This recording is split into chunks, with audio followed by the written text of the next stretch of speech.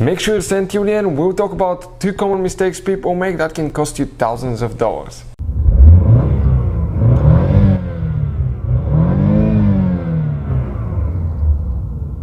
Hey guys, welcome back to Electrical Car Repair Live. Thank you guys for watching and subscribing to the channel. Today will be super helpful video to any of you having a dot charger, guys. If you have a dot charger, you need to find where the fuse for the rear and left turn signal is located. And if you replace that fuse and the turn signal is still not working, it could be something else causing that problem. Stay with us, we'll explain what you may need to reset, guys. Also, we'll talk about 3 common mistakes people make when they replace a fuse or relay that can practically cost you thousands of dollars in damages. All that will be covered in this video today. Make sure to stay until the end. Before we start, let me just tell you a little bit about us, guys. Every single car we get here at the garage, we try to make at least 200 to 300 free repair videos. Why we do that? Because our mission at the shop is to save you as much money as we can. All we need in return, please subscribe to our channel, like the video, that way we can keep making these free videos. And if you guys want to buy any parts, tools for your Dodge or any vehicle, you want to get them at a good price, quick shipping, check out the link in the description of the video below. That's where we get all our tools and supplies from. So let's continue now. So specifically ours is a 2018 year model, V6, but it should work on V8 as well. Most people will open the hood and they will just hope that the fuse will be in that fuse box right here, guys. Okay, you can see right there, but it's not. It's actually, guys, a different place. So if you, before we continue, if you replace the fuse for the rear left turn signal and it still doesn't work, what you may need to do, guys, you may need to use a scanner diagnostic tool like this one. I will put the link where you can get it from, or you want to check the current price and features, but that tool is amazing. That's our favorite tool for the price, guys. It works on almost any car you can think of. Okay, you can see it's a tool that can pay itself off in one-time use, and practically, guys, you can access every computer system in your car, read codes, delete codes, see live data, which makes it super powerful, guys. Let's explain where the rear left turn signal is located now, and if it doesn't work after you replace that fuse, guys, you may need to reset the body control module with that tool, and that should take care of the problem. So what do you guys need to do? You need to open the trunk on your dot charger. Once you do that, you need to leave the trunk liner right here, that's on the bottom, and once you do that, you will get to the spare tire and the car battery.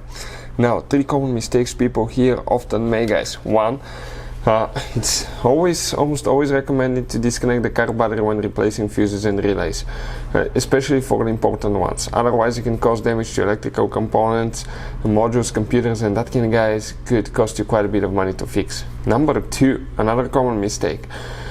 Most people do not know that, but it's very important to know which battery terminal to disconnect and reconnect first. Otherwise, if you do it the wrong way, you can burn electronics, modules. How we guys know about that? We actually made that mistake and we burned the airbag module computer on Mercedes C-Class, and that repair itself, that new computer, cost us $2,000. So there is a special video that explains which battery terminal to disconnect first. Check it out, it will teach you all about that. Very important thing.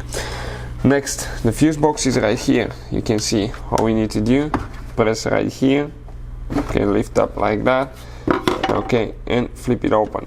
That's where the fuses and relays are, and that's where the third mistake comes as well, guys.